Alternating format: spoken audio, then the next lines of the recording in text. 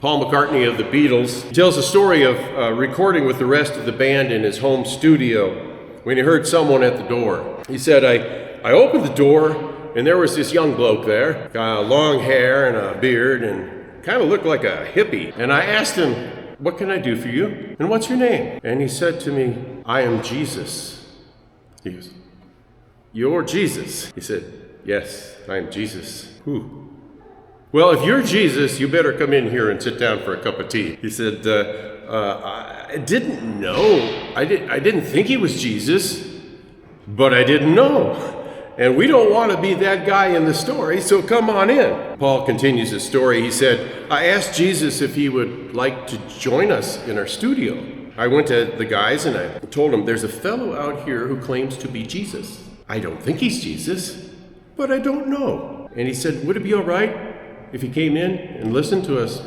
And they said, "Fine, as long as he's quiet." He said, "So I brought Jesus into the studio and I sat him in a chair and I said, 'There now, you sit in this chair and you just be Jesus and don't make a sound.'" It sounds like a really cute story, doesn't it? There's some really wonderful elements in it, but the more you think about the end of this story, the worse it is, because it's really very much a modern day response to Jesus, and one that any one of us here could be guilty of at this moment. If you were to read further in Matthew chapter 11, you would see that the people of the day tried to discredit both John and Jesus. But we say, you can be Jesus if you want to.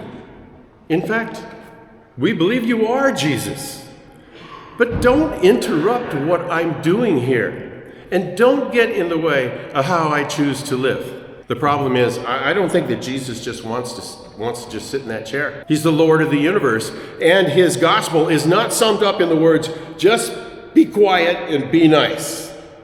He said, "You come follow me. You take up your cross daily." And he told us that we should love the Lord our God with all our heart, our soul, our mind, and our strength, and then to love our neighbor as ourselves.